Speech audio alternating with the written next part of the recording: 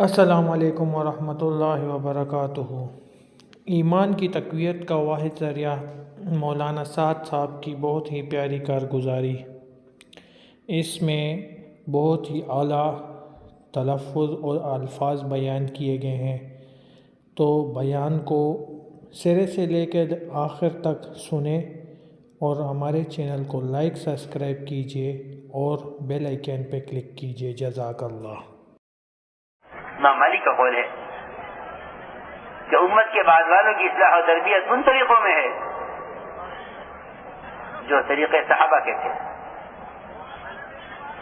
اس لیے دعوت کو اس طریقے پر لانا یہ ہر کام کرنے والے کی پہلی ذمہ داری ہے۔ دعوت کو رواج سے بچاؤ، اس لیے کہ میں عرض کر چکا ہوں کہ رواجی طریقوں سے سمجھتے تھے رواج ترقی کرتا ہے، دین ترقی نہیں کرتا، کہ دین کی ترقی صحابہ کرام کے طریقے محنت میں ہے۔ دین کی ترقی صحابہ کرام کے طریقے محنت میں ہے۔ ہم دعوت کے ذریعے اس طریقے محنت کو زندہ کریں جس طریقے محنت میں اللہ نے تربیت رکھی ہے۔ اللہ نے صاف فرما دیا، والذین جاہدوا فینا لنہدینہم سبلنا۔ ہم ہدایت دینے کے لیے، میں ترجمہ کر رہا ہوں، ہم ہدایت دینے کے لیے یہ دیکھیں گے کہ اس نے جوہد میں طریقہ کیا اختیار کیا ہے۔ ہر محنت سے ہدایت نہیں ملے گی، ہدایت کا طریقہ، ہدایت کی محنت وہ متعین ہے اللہ کی طرف سے، اور وہ طریقہ وہ ہے جو طریقہ آپ کے صحابہ کا تھا کہ سب سے پہلے دعوت کے ذریعے اپنے یقینوں کو بدلنا ہے۔ اس یقین کی تبدیلی کا واحد طریقہ اور واحد سبب، اس کے علاوہ کوئی سبب نہ سوچنا نہ عمل کرنا، واحد طریقہ واحد سبب ایمان کی تقویت کا، وہ مسجدوں میں ایمان کے حلقے قائم کرنا ہے، اور صحابہ کی طرح ہر ایمان والے کی خوشامد کر کے اس کو مسجد سے باہر کے بکھرے ہوئے مادی ماحول سے، شکلوں کے اور اسباب کے ماحول سے، معاشرے کی ظلمتوں سے اور گناہوں کی گندگی سے نکال کر ایمان سیکھنے کے عنوان پر مسجدوں میں جمع کرنا ہے۔ اس کے علاوہ ایمان کی تقویت کا کوئی طریقہ، کوئی سبب ہمیں سیرت میں نہیں ملتا۔ اس کے علاوہ ہمیں سیرت میں کوئی طریقہ نہیں ملتا۔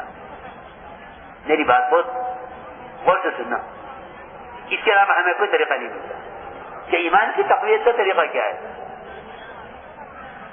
میری بات یاد رکھنا، یہ ایمان صرف دعاؤں سے نہیں بنے گا، جتنی چاہے دعائیں مانگ لو، سیدھی بات ہے۔ ایمان کی حقیقت کو دعاؤں کے ساتھ مانگا گیا ہے، لیکن طریقہ محنت اختیار کرتے ہوئے دعائیں ہیں ایمان سے پہلے۔ اللہم انی اسألک ایمانا یباشر قلبی، اے اللہ میں تجھ سے وہ ایمان چاہتا ہوں جو ایمان دل میں رچ بس جائے، لیکن طریقہ متعین کیا ہے اور صحابہ کرام کا معمول نقل کیا ہے۔ حیات الصحابہ میں اگر پڑھا کرو اہتمام سے تو ملے گا کہ صحابہ پر گشت کرنا مسجد میں ایمان کے حلقوں میں لا کر جوڑنے کے لیے ہوتا تھا۔ صحابہ پر گشت کرنا مسجد میں ایمان کے حلقوں پر لے لا کر جوڑنے کے لیے ہوتا تھا۔ قم بنا، اٹھو ہمارے ساتھ، نؤمن ساعتا، کچھ دیر کے لیے ایمان لے آئے، چلو ہمارے ساتھ ہمارے پر ایمان لائیں گے، آؤ ہمارے ساتھ ہمارے پر ایمان لائیں گے۔ صحابہ کرام کا معمول ہے، ہم نے اس کو معمولی سمجھا اور جو جہاں ملا اس کو دین کی بات پہنچا کر یہ سمجھے کہ میں ذمہ داری اپنی پوری کر چکا ہوں، کہ میں نے اس کام میں بات ڈال دی۔ میرے دوستوں عزیزوں، کوئی ذمہ داری اس وقت تک پوری نہیں کر سکتا جب تک وہ 100% دین کی بات کے پہنچانے میں محمد صلی اللہ علیہ وسلم اور آپ کے صحابہ کے طریقے پر نہ آ جائے. یہ میں بہت ضروری بات کر رہا ہوں. کسی طریقہ ابلاغ سے ذمہ داری پوری نہیں ہوگی. آپ لاکھ چینل بنا لیں اسلام پہنچانے کے لیے، نہیں، ہرگز نہیں. حضرت فرماتے تھے اس سے اسلام نہیں پھیلے گا، اسلام کی معلومات پھیلے گی. اسلام مسلمان کے اسلام کو لے کر پھیلنے سے پھیلتا ہے. اسلام مسلمان کے اسلام کو لے کر پھیلنے سے پھیلتا ہے. اگر اس سے بہتر کوئی اور طریقہ ہوتا تو اللہ تعالیٰ سب سے پہلے انبیاء اور صحابہ کے لیے یہ آلات اور یہ طریقے سب سے پہلے ان کے لیے مہیا کرتے کہ اللہ نے ان کو بھیجا اسی کام کے لیے تھا کہ لو یہ طریقے، یہ آلات لو اور یہ علم لو اور چلے جاؤ. نہیں، آپ نے اپنے صحابہ کو امت تک اسلام پہنچانے کے لیے محض حرکت پر ڈالا ہے. تو میں عرض کر رہا تھا کہ ایمان کی تقویت کا اور ایمان کی تصدیق کا جو اصل سبب اور طریقہ ہے وہ صحابہ کی طرح گشت کر کے ہر ایمان والے کو مسجد کے ماحول میں ایمان کے حلقوں میں لا کر جوڑنا صرف واحد طریقہ اور سبب یہ ملتا ہے سیرت میں.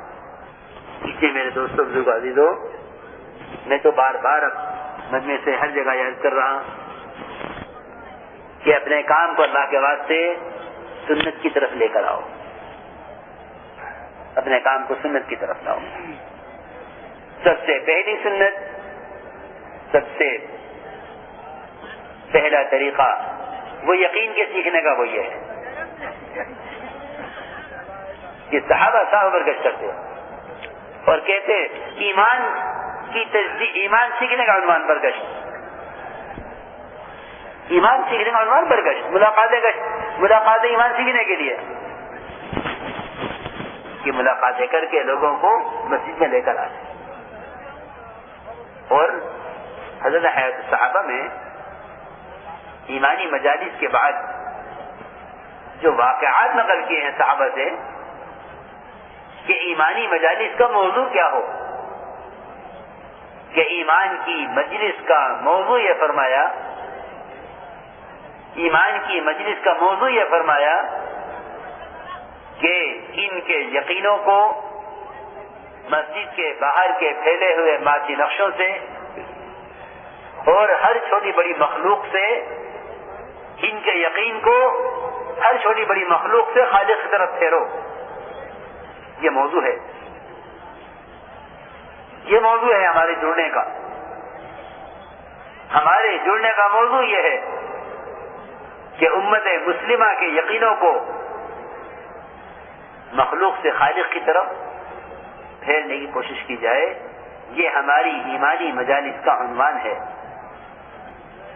حضور اکرم صلی اللہ علیہ وسلم نے مسجد میں داخل ہو کر صحابہ کو بیٹھا ہوا دیکھ کر فرمایا کہ آج اللہ نے تمہارے یہاں بیٹھنے کی وجہ سے آسمان کا وہ دروازہ کھولا ہے جو آج تک کبھی نہیں کھلا، آئندہ کبھی نہیں کھلے گا.